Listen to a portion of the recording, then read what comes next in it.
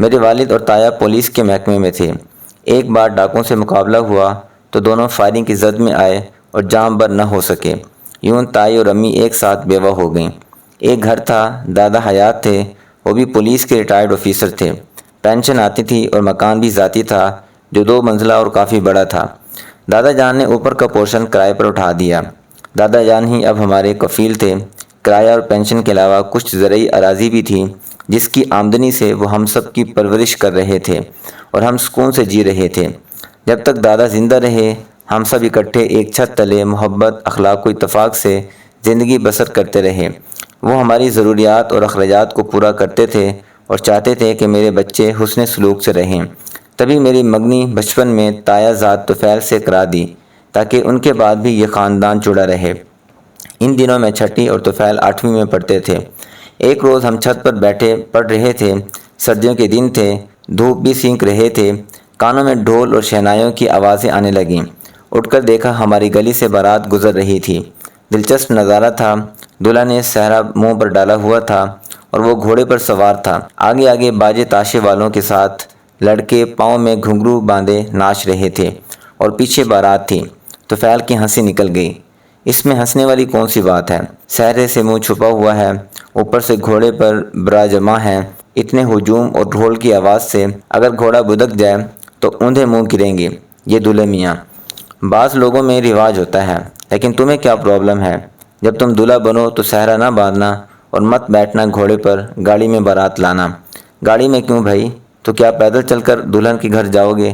مجھے بارات لے کر دلہن کے گھر نہیں جانا پڑے گا۔ احمق، میرے ہونے والی دلہن تو آج بھی میرے ساتھ ایک ہی گھر میں رہتی ہے۔ میں ہی تو وہ ہوں جو اس کی دلہن بنے گی۔ اچانک مجھے یاد آ گیا، تبھی بات بدل دی۔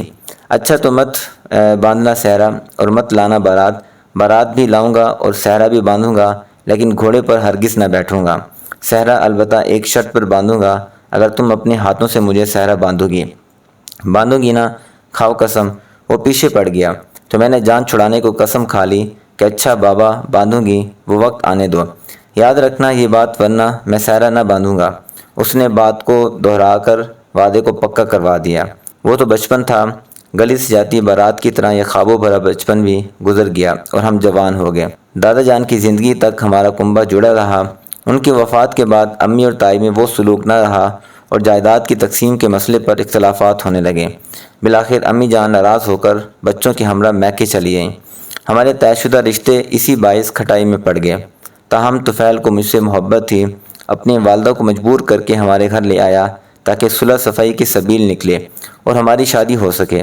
تائی نے امی کو منانے کی پوری کوشش کی اور کہا کہ جیسا چاہو گی میں ویسا کروں گی، ہر صورت راضی ہو، تم بس مان جاؤ اور ماہرہ کو میری بہو بنا دو۔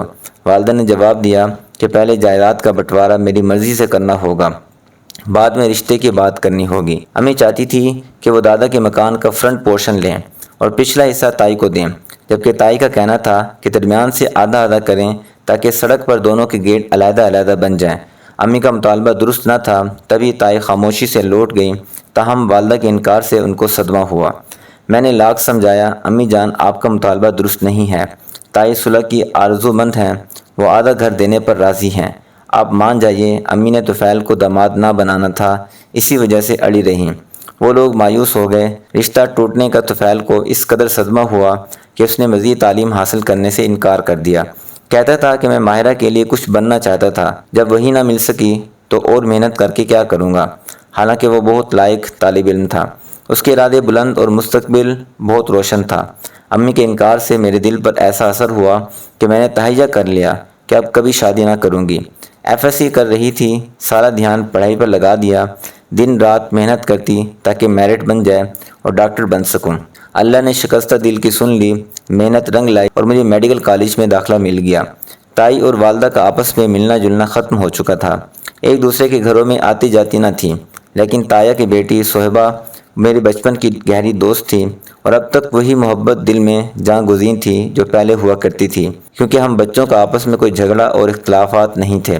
جب موقع ملتا میں صہبا سے ملتی اور خوب باتیں کرتی۔ ہم کبھی پھپھو کے گھر اور کبھی خاندان میں ہونے والی تقریبات میں مل جاتے تھے، لیکن طفیل سے شاذ و نادر ہی سامنا ہو پاتا تھا، بات کرنے کا موقع ہی نہ ملتا۔ طفیل نے مایوس ہو کر خود کو تنہا کر لیا۔ میرا بھی تایا ابو کے گھر جانا منع ہو گیا تھا۔ ہم دونوں یتیم تھے۔ امی کی ہٹ دھرمی نے ہمارے مرجھائے ہوئے دلوں کو اجاڑ ڈالا تھا۔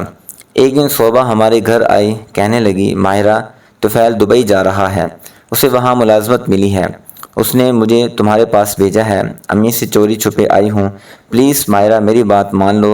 طفیل نے کہا ہے کہ ایک بار اس سے مل لو۔ میرا بھی جی چاہتا تھا کہ اس سے ملوں، لہٰذا میں پھپھو کے گھر چلی آئی اور وہ بھی مقررہ وقت پر وہاں آ گیا۔ یہ میری طفیل سے آخری ملاقات تھی۔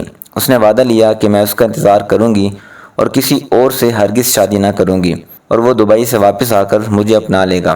وہ چلا گیا۔ مجھے میڈیکل میں داخلہ مل گیا تھا۔ اب پڑھائی میں مصروف رہتی تھی۔ ہر خیال کو جھٹک کر بس ذہن اسی بات پر لگا تھا کہ ہر صورت ڈاکٹر بن کر دکھاؤں گی، زندگی کو ناکامیوں نامرادیوں کے حوالے ہرگز نہ کروں گی۔ قسمت میں طفیل کا ساتھ نہ بھی ہوا تو خلق خدا کی خدمت کو اپنی زندگی کا مشن بنا لوں گی۔ اس دوران کئی رشتے آئے، میں نے انکار کر دیا۔ امی جان کو باور کرا دیا کہ آپ میری شادی کا خیال دل سے نکال دیں، مجھے اپنا مقصد پورا کرنے دیں اور ڈسٹرب نہ کریں۔ ادھر میں نے MBBS مکمل کر لیا اور ادھر دبئی سے طفیل لوٹ کر آ گیا۔ اس کی ماں منتظر تھی۔ اپنی ایک سہیلی کی بیٹی سے رشتہ طے کر دیا۔ طفیل نے لاکھ منع کیا، لیکن تائی نے ضد پکڑ لی کہ شادی اب اسی لڑکی سے کرنی ہوگی، کیونکہ تمہاری چچی جب تک زندہ ہیں ماہرہ کا رشتہ نہ دیں گی۔ ان کی ہٹ درمی سے ہم واقف ہیں۔ ناچار بیٹے کو ماں کی آنسوں نے جھکا لیا۔ طفیل کی شادی مریم سے طے ہوگی۔ ان دنوں میں ہاسپٹل میں جاب کر رہی تھی۔ ایک روز صبح آئی، کارڈ دیا کہ طفیل بھائی کی شادی ہے اور انہوں نے ہی تمہارے پاس بھیجا ہے۔ انہوں نے کہا کہ تم نے ان کی صحرا بندائی کے وقت ضرور آنا ہے، ورنہ وہ صحرا نہ باندھیں گے اور پھر یہ شادی نہ ہوگی۔ یہ سن کر میں عجیب مخمصے میں پڑ گئی۔ ہرگز تائی اماں کے سامنے جانا نہ چاہتی تھی، حالانکہ ان سے کوئی گلہ بھی نہ تھا۔ انکار خود میری ماں نے کیا تھا۔ انہوں نے تو مجھے بہو بنانے کی منتیں کی تھیں، لیکن اب اس شادی میں میرا جانا بنتا نہ تھا، لیکن یہ میرے سابقہ منگیتر کی شادی تھی۔ کچھ دیر سوچنے کے بعد میں نے صوبہ سے کہا، اچھا تم فکر مت کرو، تمہارا بھائی صحرا ضرور باندھے گا، میں پھپھو کے ساتھ آؤں گی۔ طفیل کی شادی والے دن پھپھو کے گھر چلی گئی اور پھر ان کے ساتھ شادی میں پہنچی۔ سمجھا بجھا کر اپنے دل کو آمادہ کیا تھا، کیونکہ چاہتی تھی کہ طفیل کا گھر آباد ہو جائے اور میری محرومیوں کا سایہ ان پر نہ پڑے۔ تایا کا گھر، جو پہلے کبھی میرا گھر بھی ہوا کرتا تھا، خوشیوں سے بھرا ہوا تھا۔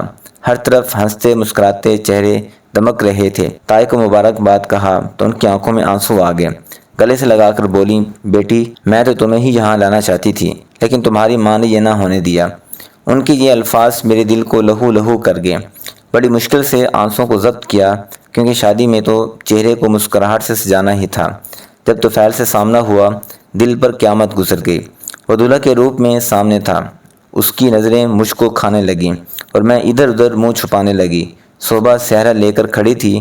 طفیل نے مجھ سے صحرا مانگا اور میں نے قسم پوری کرنے کو صحرا اٹھا کر اس کو دیا۔ اس نے سر جھکایا اور صحرا مجھ سے بندھوایا۔ وہ مردانے میں چلا گیا جہاں رسم نکاح کو عزیز و اقارب جمع تھے، لیکن وہ صحرا اندر سے ہی باندھ کر وہاں پہنچا۔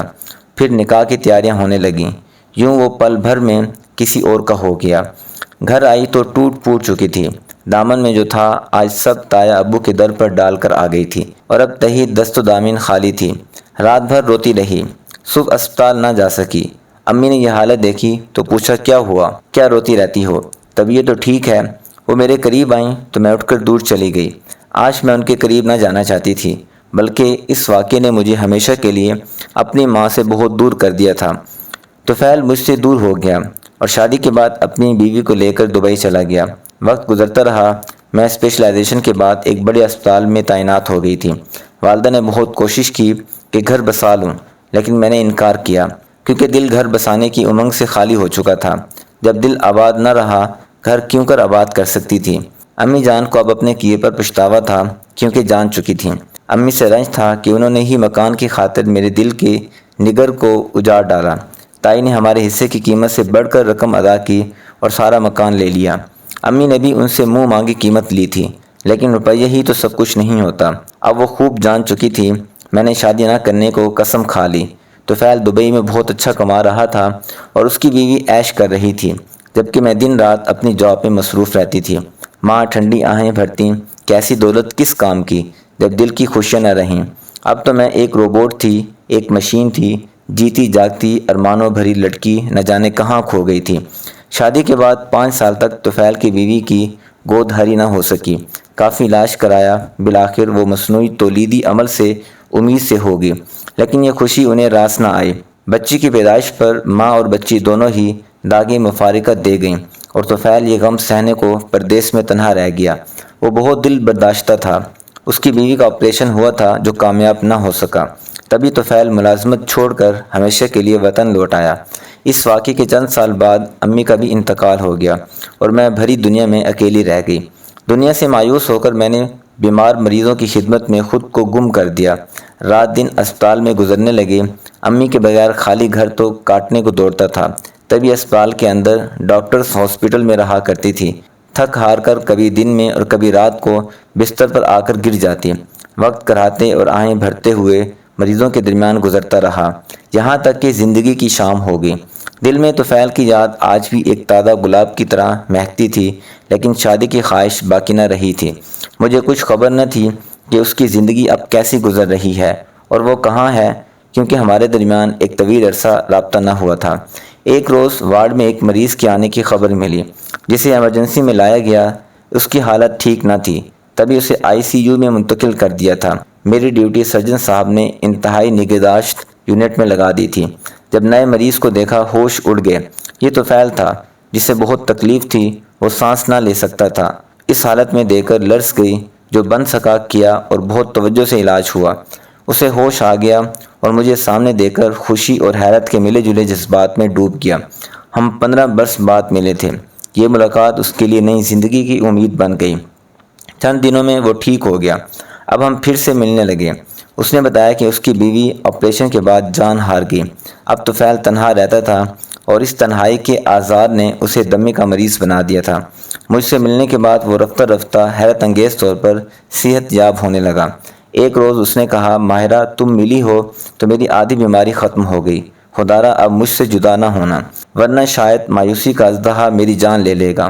طفیل کو پا کر اس قدر خوش ہوئی کہ اس خوشی کو الفاظ میں بیان کرنا مشکل ہے۔ یہی حال ان کا ہے۔ ہم بڑھاپے کی سرحد پر بھی خود کو جواں محسوس کرتے ہیں۔ یہ سچ ہے کہ شادی صرف جذبات کے بہلانے کے لیے نہیں کی جاتی، سچی رفاقت کے لیے کی جاتی ہے، اور اسی کا نام محبت ہے۔